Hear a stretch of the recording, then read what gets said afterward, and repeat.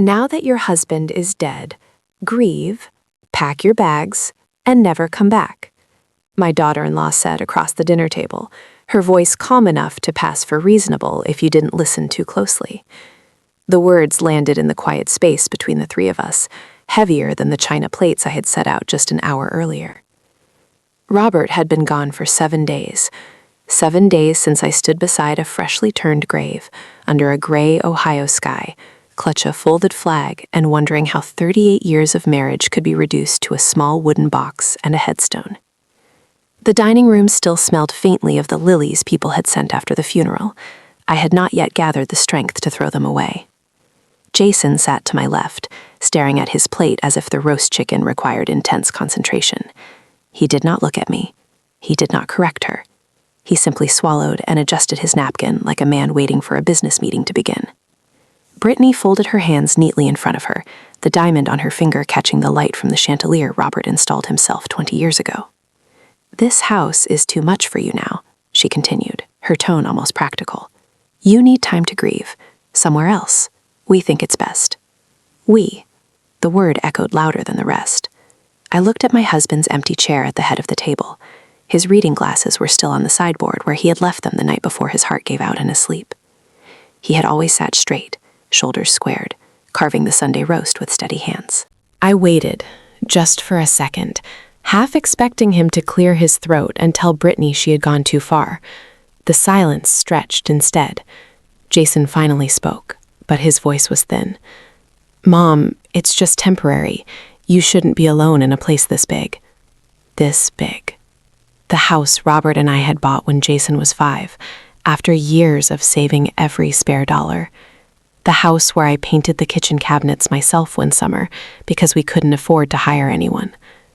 The house where Jason took his first steps across the living room carpet, and where Robert once told me, late at night while we were washing dishes, "No matter what happens, you'll always have this home." I felt something inside me grow very still.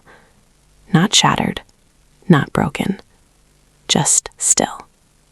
I placed my fork down carefully beside my plate. The clink of metal against porcelain sounded sharper than it should have. I did not raise my voice. I did not remind them that I had managed this household for nearly decades, that I knew every creak in the hardwood floors, and every draft that slipped through the upstairs hallway in January when the temperature dropped below freezing. I simply looked at my son. He still would not meet my eyes. In that moment, I understood that the decision had already been made without me. "How long?" Brittany answered before Jason could. 2 weeks should be enough time to make arrangements."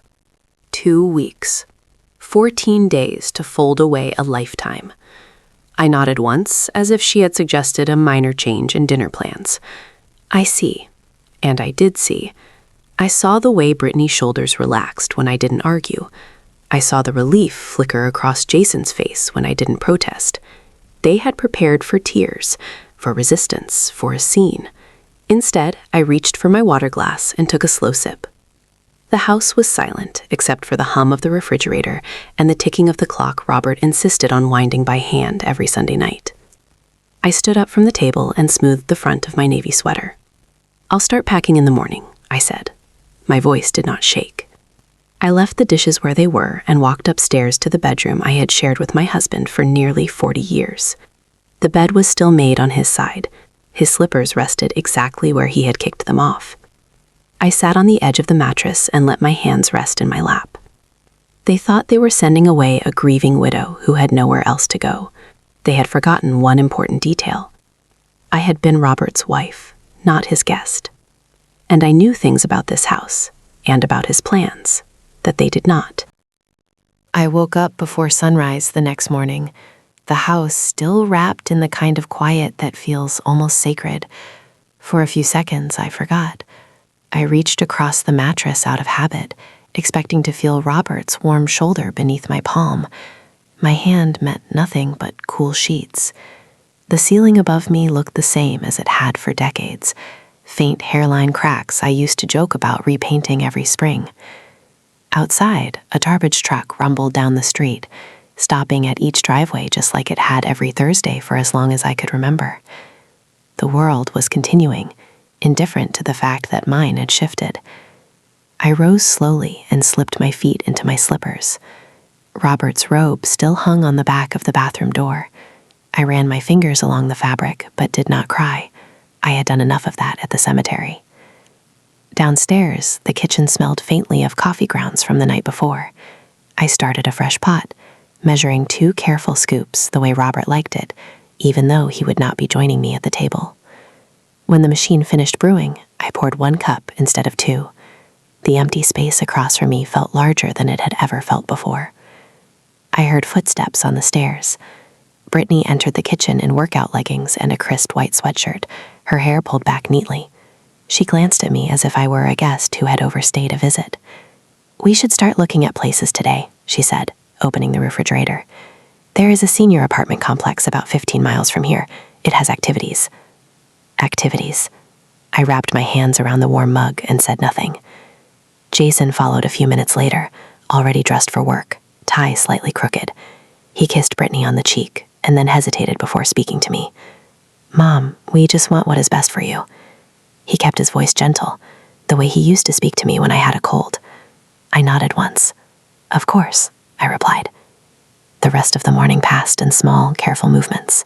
I carried empty boxes down from the attic, the same ones we used every December for Christmas decorations. I folded Robert's sweaters with steady hands, pressing each one flat before placing it into a box. The scent of his cologne lingered faintly in the wool. I did not rush. Every drawer I opened felt like a page turning in a book I was not ready to close. Around noon, I stepped into the hallway and noticed something different. The small wooden chest near the study had been moved, the one that held important documents and old photographs. I paused. The lid was shut, but the lock had been changed. I ran my finger along the new brass mechanism, shiny and unfamiliar. I said nothing. Later that afternoon, I passed the study and heard Brittany's voice lowered in conversation. "We will need to update the paperwork soon," she was saying. Jason murmured something I could not fully hear. My name drifted through the doorway, followed by the word practical. I continued walking as if I had not noticed. By early evening, 2 boxes sat neatly at the foot of my bed. I looked around the room and tried to imagine it without my presence. The quilt I had sewn by hand, the framed photograph of Robert and me on our 40th anniversary trip to Maine, the lamp he bought at a flea market because he said it reminded him of our first apartment. Downstairs, I could hear the television playing softly, laughter from a sitcom filling the air. Life moving on. I sat on the edge of the bed and folded my hands in my lap. They believed they were guiding me towards something smaller, something manageable. They believed grief had made me fragile. But grief has a way of sharpening the mind. As the sun dipped below the maple trees outside our window, casting long shadows across the carpet, I felt the stillness return inside me. Something was being rearranged in this house, and it was not just the furniture. And I intended to understand exactly what it was. The 3rd morning after that dinner, I woke to the sound of a hammer. The sharp, metallic strikes echoed faintly from downstairs, steady and deliberate. I dressed slowly and made my way down the staircase, my hand gliding along the banister Robert had sanded and varnished himself one summer when Jason was in middle school. The front hallway looked different.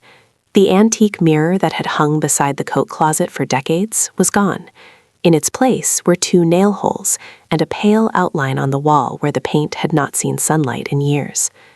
Jason stood near the doorway with a toolbox at his feet. Brittany was holding up a framed abstract print, tilting her head as if deciding whether it belonged. "We thought it was time for something more modern," she said without turning toward me. The word modern lingered in the air. I glanced toward the living room. The old floral armchair where Robert used to read the newspaper every Sunday morning had been pushed into a corner. A sleek gray recliner now faced the television. I said nothing. I walked into the kitchen and poured myself coffee. Black, no sugar. The clock above the stove read 9:15. Jason stepped in a few moments later. "Mom, we are just trying to freshen things up," he said carefully, leaning against the counter. "It might help you to see change as a positive thing." Positive. I wrapped my hands around the mug and studied the small crack along its rim, the one Robert once tried to repair with clear adhesive because he knew it was my favorite. "Of course," I answered. My voice remained even. After Jason left for work, Brittany moved through the house with brisk efficiency. I watched as she carried a stack of photo frames from the hallway table into a cardboard box labeled storage in bold black marker. Family portraits, school graduations, our anniversary in Maine. "These can go to the attic," she said lightly when she noticed me standing nearby. "It will look less cluttered." Less cluttered. I nodded once and continued upstairs. In the bedroom, I opened the drawer where Robert kept his cufflinks. The drawer felt lighter. I checked the small wooden box inside. Empty. I closed it gently. Later that afternoon, I went into the study while Brittany was on the phone in the backyard. The desk drawers had been reorganized. Folders that once sat in neat rows were stacked unevenly. I noticed a thin envelope on top of the filing cabinet, partially tucked beneath a notepad. My name was written across it in Robert's careful handwriting. My pulse did not quicken. It slowed. I picked up the envelope and weighed it in my hand. Before I could open it, Brittany's footsteps approached down the hallway. I placed it back exactly where I had found it. "We have an appointment tomorrow at 11, she announced, stepping into the doorway. "The senior apartment has a one-bedroom available. It is about 700 square feet, very manageable." 700 square feet. Our master bedroom alone was nearly half that size. I looked past her into the study, at the shelves Robert had built from solid oak, at the diplomas on the wall, at the quiet dignity of a life constructed carefully over time. "That sounds efficient," I replied. Brittany smiled, satisfied with my compliance. That evening, as I carried another box toward the hallway, I noticed the small safe near the base of the closet had been turned slightly. The keypad glowed faintly, as if recently used. The code Robert and I had chosen together would not be changed without a reason. I did not touch it. I did not ask questions. I simply observed. In the living room, the abstract print now hung where the mirror once reflected every guest who entered our home. The space looked unfamiliar, almost staged. I stood quietly in the center of the room and realized something with perfect clarity. They were not preparing the house for my absence. They were preparing it for ownership. And the more they rearranged, the more certain I became that they believed everything within these walls already belonged to them. That night, I did not sleep. The house had begun to feel like a hotel lobby after closing hours, familiar, yet no longer mine. I lay on my side of the bed and watched the headlights of passing cars sweep faint lines of light across the ceiling. Robert used to count those lights when he could not rest, joking that we lived on the most exciting street in Ohio because at least something passed by after 10 o'clock. I turned onto my back and let the memories come, not as a flood, but as a steady procession. I remembered the day we first walked through this house, back when the kitchen cabinets were an outdated shade of yellow, and the carpet in the living room smelled faintly of old smoke. Jason had run from room to room, claiming the smallest bedroom upstairs because it had a window that faced the maple tree. Robert had squeezed my hand and whispered, "We can make this beautiful." And we did. We spent weekends measuring walls and arguing gently over paint colors. We saved for 18 months before replacing the roof. We planted the oak tree in the backyard when Jason graduated high school. I remembered Robert at the dining table late at night, stacks of papers spread before him, glasses low on his nose. He was meticulous with everything. Bills were paid the day they arrived. Insurance policies were reviewed every January. When his health began to falter last year, he became even more careful. One afternoon, while I was folding laundry, he had called me into the study. "Sit down, Margaret," he said, patting the chair beside him. He showed me a folder thicker than the rest. "Everything is organized," he assured me. "The house, the accounts, the investments. You will never have to ask anyone for permission to live in your own home." I remember laughing softly at the time, telling him he was being dramatic. He only smiled and tapped the folder. "Promise me you will look at this if anything ever feels off." I did not think about that conversation again until now. In the darkness of the bedroom, I replayed his words slowly. "If anything ever feels off." Downstairs, I heard the faint hum of the dishwasher. Brittany had started running it overnight to save on electricity, she once explained. Efficient. I sat up and swung my legs over the side of the bed. The air felt cooler than usual, as if the heat had been adjusted. I wrapped a cardigan around my shoulders and walked quietly down the hallway. The study door was slightly ajar. The faint glow of the street lamp outside cast a pale stripe across the desk. I stepped inside and closed the door behind me. The room still smelled faintly of Robert's aftershave and old paper. I moved toward the filing cabinet and opened the bottom drawer. The folders were there, labeled in his precise handwriting: property deed, trust agreement, beneficiary designations. My fingertips hovered over the thick folder he had shown me months ago. It was still in place. I slid it out carefully and held it against my chest for a moment. The house was silent, except for the ticking clock in the hallway. For the first time since Brittany had spoken those words at the dinner table, I felt something other than grief. It was not anger. It was clarity. They had assumed I was alone. They had assumed Robert's absence left me unguarded. They had assumed that time and sorrow would blur my memory of promises made across this very desk. I carried the folder upstairs and sat at the edge of the bed beneath the soft glow of the bedside lamp. The pages inside were crisp and orderly, just as he had left them. I did not rush. I began to read. I read every page twice before the sun came up. The lamp beside the bed cast a small circle of yellow light over the papers, and the rest of the room remained in shadow. Robert had always organized his documents with quiet precision, each section separated by label tabs: property title, living trust, insurance allocations, bank accounts. I moved slowly, absorbing each sentence the way he would have wanted me to. The house was not solely in Jason's name. It had never been. The deed had been transferred into a trust 5 years ago, with Robert and me listed as co-trustees. After his passing, I was the sole trustee. The language was clear, unmistakable. Any decision regarding the property required my written consent. I closed my eyes for a moment and let the silence settle. Downstairs, I heard the furnace click on, pushing warm air through the vents. The house exhaled softly. I turned another page. There was a clause I did not remember seeing before, dated 8 months ago. It stated that if any beneficiary attempted to coerce, pressure, or remove me from the residence against my will, their share of certain assets would be subject to review and potential redistribution. The wording was formal, but the message was simple. Robert had anticipated something. My chest did not tighten. It steadied. I placed the papers back into the folder and traced my fingers along the edge. All these years, I believed we had built security together, brick by brick. I had not realized how deliberately he had reinforced the foundation. By 7:30, I was dressed and downstairs before Brittany emerged from the bedroom. I prepared breakfast as usual, scrambled eggs and toast, placing 2 plates on the table out of habit before removing one. Jason entered the kitchen, adjusting his watch. "We have the apartment tour at 11, he reminded me gently.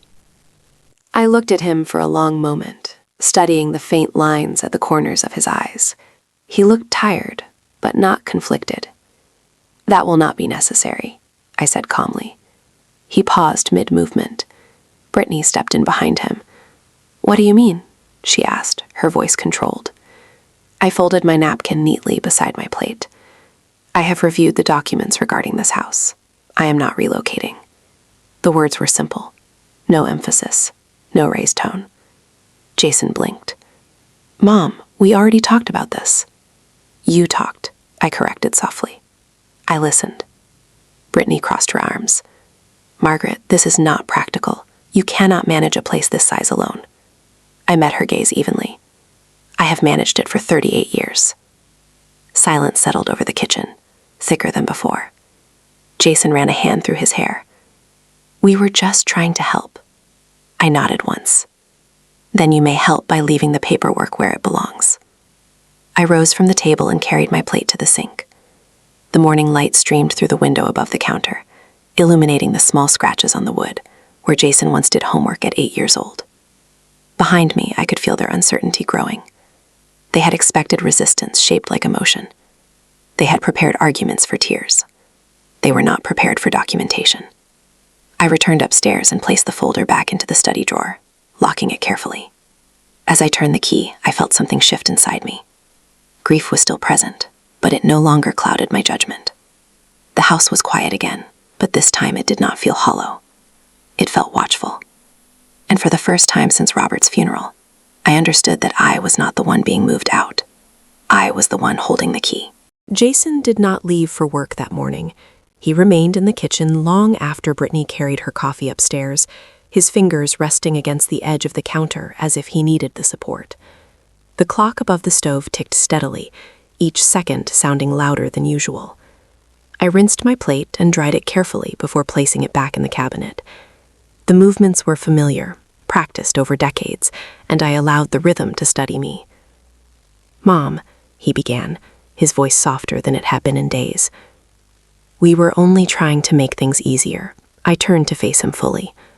The boy who once asked me to check under his bed for monsters now stood 6 feet tall in a tailored suit, uncertain in a different way. "Easier for whom?" I asked calmly. He hesitated, then looked down at the floor. He did not answer. Brittany's heels clicked against the hardwood as she descended the staircase. She carried her phone in one hand and a folder in the other. "We should still go to the appointment," she insisted. "It is already scheduled." I folded my hands lightly in front of me. "Cancel it," I replied. The word was not sharp, it was steady. She studied me as if I had become unfamiliar overnight. "Margaret, you are grieving. Decisions made in grief are not always rational." I held her gaze without blinking. That is precisely why I reviewed the documents. The air in the kitchen felt denser than usual, as if the walls themselves were listening. Brittany placed the folder on the table with deliberate care. "Jason is the only child," she said evenly. "It is natural that the house would eventually be his." I nodded once. Eventually is not the same as immediately. Jason shifted uncomfortably, his hand brushing the back of a chair. "We thought you would want something smaller," he said, "less to worry about." I walked toward the window and looked out at the backyard. The oak tree we planted on his graduation day stood tall and steady, its branches stretching wide over the lawn. "Worry is not measured in square footage," I said quietly. Silence returned, heavier this time. Brittany picked up her phone and stepped aside, typing quickly. I could almost hear the cancellation being sent. The rest of the afternoon unfolded in cautious movements. The abstract print remained on the wall, but the boxes in the hallway were no longer being filled. The house had paused mid-transformation. I moved through each room deliberately, straightening a photograph here, adjusting a lamp there. Not to reclaim territory, but to remind myself that nothing within these walls had changed ownership. Late in the day, I called Robert's attorney. His voice was measured and respectful, the same as it had been at the funeral. "Everything is in order," he confirmed after reviewing the file. "You are fully protected." Protected. The words settled into me like a stone placed carefully in a foundation. When I hung up, I found Brittany standing in the doorway of the study. "You went to a lawyer," she said, not as a question. I met her eyes. "I went to Clarity." She held my gaze for a moment longer, then turned away without another word. That evening, Jason knocked softly on my bedroom door. "I did not know," he admitted, his voice subdued. I looked at him across the room, at the uncertainty written plainly on his face. "That is the problem," I replied gently. He stood there for a moment, searching for something to say, but nothing came. After he left, I sat on the edge of the bed and listened to the house breathe. The furnace hummed. The refrigerator clicked on. Pipes shifted faintly within the walls. Everything familiar, everything intact. They had expected me to fold quietly into a smaller life, to shrink with my sorrow. Instead, I had opened a folder and found strength in ink and signatures. And as the night settled in around the maple trees outside my window, I understood that the balance of this house had shifted, not through raised voices or dramatic scenes, but through something far quieter: certainty. The next morning, the house felt different, not because anything had been moved, but because nothing was. The abstract print still hung in the hallway, but the boxes had disappeared from the foot of my bed. The air carried a quiet tension, like the pause before a summer storm. I woke early again, not from anxiety this time, but from habit. For 38 years, I had risen before Robert, started the coffee, opened the curtains, let light move through the rooms. I followed the same ritual now, drawing back the drapes in the living room and watching the pale Ohio sunlight stretch across the hardwood floors. Dust floated in the beams like suspended time. Jason came downstairs later than usual. He had removed his tie and left it draped over his shoulder, as if the day had already worn him down. "Brittany is upset," he said without looking at me. I adjusted the cushion on the sofa, smoothing the fabric with steady hands. "Upset is temporary," I replied. "Legal documents are not." He exhaled slowly and walked toward the dining room. The chair at the head of the table remained empty, untouched. He pulled it out halfway, then pushed it back in, as though unsure whether he was permitted to sit there. Brittany entered a few minutes later, her expression composed but distant. She moved through the kitchen without speaking, retrieving her laptop from the counter. I noticed the way she avoided the study now, as if the room had become guarded territory. The silence between us was no longer one of dismissal, it was calculation. After breakfast, I drove to the bank for the first time alone since the funeral. The parking lot was half full, sunlight reflecting off windshields in sharp flashes. I walked inside and greeted the manager, a man Robert and I had known for years. He spoke to me with measured respect. "Everything is structured exactly as your husband intended," he confirmed, after reviewing the trust documents again. "No transfer can occur without your authorization." Authorization. I thanked him and stepped back into the crisp morning air. The wind carried the scent of cut grass from a nearby lawn. For a moment, I stood beside my car and allowed myself to feel something unfamiliar. Not relief, not triumph, control. When I returned home, Brittany was on the phone in the living room, her voice low but urgent. I heard phrases drift through the doorway. Timing, complication, unexpected. She ended the call abruptly when she saw me. "We need to discuss the future," she said evenly. I placed my purse on the entry table beneath the missing mirror. "We already are," I answered. Jason emerged from the hallway, his posture guarded. "Mom, this is not how we wanted things to go." I met his eyes fully. Neither did I. The afternoon unfolded in restrained politeness. Brittany no longer spoke of apartment tours. Instead, she asked about utility bills, about property taxes, about maintenance schedules, practical questions. I answered each one calmly, pulling files from the cabinet to show her records going back years. She listened, her expression tightening slightly with every organized detail. The narrative they had prepared no longer fit. That evening, I walked into the backyard alone. The oak tree cast a long shadow across the grass, its branches steady in the breeze. I placed my hand against its rough bark and remembered planting it beside Robert, our hands covered in soil, laughing about how tall it might grow. It had outlasted every season since. As I stood there, I realized something simple and undeniable. Grief had not made me smaller. It had clarified what could not be taken. The house was still, the documents secure, the foundation intact, and inside those walls, the balance had shifted quietly, permanently, without a single raised voice. The following week unfolded with a kind of fragile politeness that felt more exhausting than open conflict. Brittany no longer spoke about apartments or square footage, but her movements through the house carried a new sharpness, as if she were recalculating each step. Jason left earlier in the mornings and returned later in the evenings, his shoulders slightly hunched, his phone rarely leaving his hand. I maintained my routines with deliberate steadiness. I watered the plants in the sunroom, balanced the checkbook at the dining table, reviewed utility statements line by line. The house, once treated as something to be reassigned, now stood as it always had, solid and patient. On Wednesday afternoon, I heard Brittany's voice rise from the kitchen, not loud enough to be called shouting, but strained. "There must be some misunderstanding," she was saying into her phone. I paused in the hallway, not hiding, simply listening, as I adjusted a picture frame that had tilted slightly on the wall. "No, we were told the assets were straightforward," she continued. A silence followed, then a sharp exhale. "I see." When she ended the call, she turned and nearly collided with me. For a brief second, something unguarded crossed her face. Not anger, uncertainty. "The trust has restrictions," she said flatly. "Yes," I replied. I did not elaborate. Later that evening, Jason asked if we could talk. He chose the living room, standing rather than sitting, as if he were prepared to leave quickly. "Why did Dad not tell me?" he asked, his voice tight with confusion. I folded my hands in my lap and looked at the oak tree visible through the window behind him. Your father believed that responsibility reveals character, I said quietly. He wanted you to act out of respect, not assumption. Jason looked away. The abstract print on the hallway wall suddenly seemed out of place, its clean lines contrasting with the older photographs Brittany had boxed away. We thought everything would transition naturally, he admitted. That is the problem with thinking, I replied gently. It replaces asking. The room fell silent.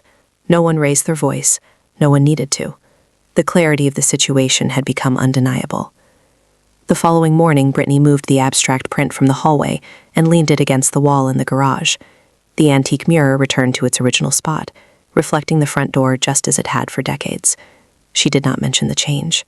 I did not comment on it. By Friday, the tension in the house had shifted again. It was no longer about forcing movement. It was about recalibration.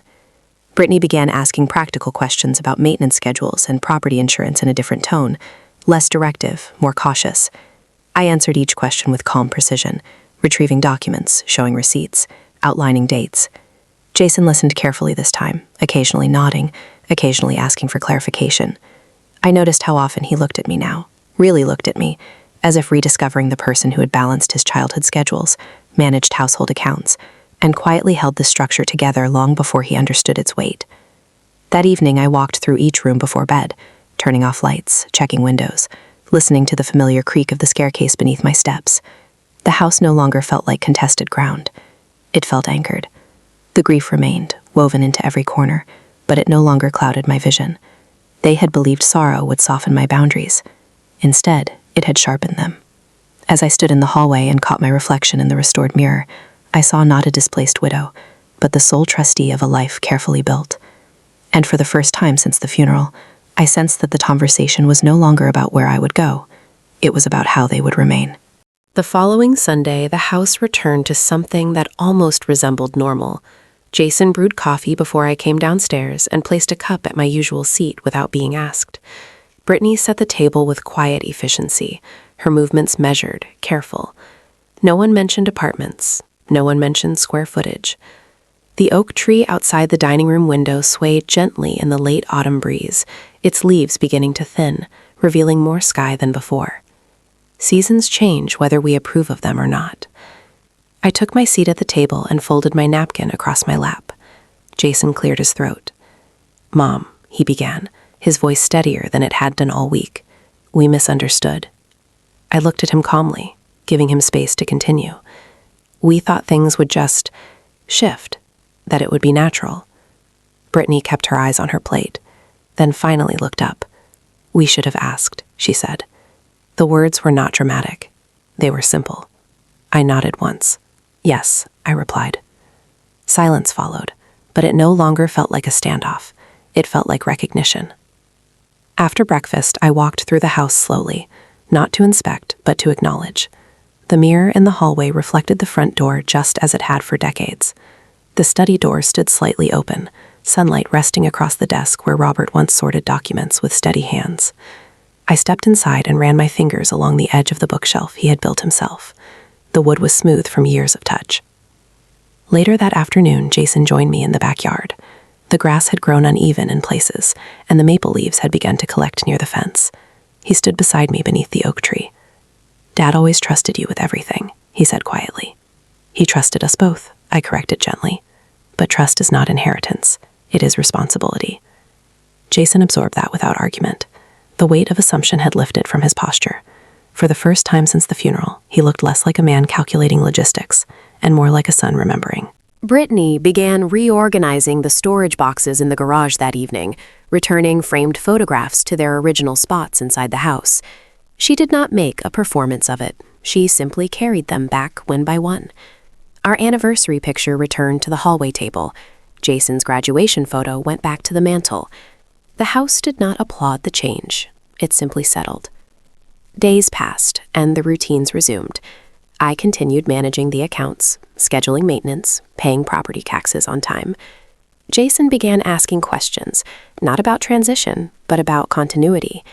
How often the roof had been inspected, which contractor Robert preferred for electrical repairs. Brittany listened carefully, taking notes, not directives, notes. One evening, as the sun dipped low and cast long amber shadows across the living room floor, I stood once more in front of the restored mirror. My reflection looked older than it had months ago, lines more defined, eyes more aware. But there was steadiness there, too. Grief had not removed me from this house. It had revealed who truly understood it. I did not raise my voice. I did not pack a single suitcase. I simply opened a folder and remembered a promise made across a wooden desk years ago. The balance shifted, not because I demanded it, but because I refused to disappear. And as the light faded beyond the oak tree outside, I understood something with quiet certainty.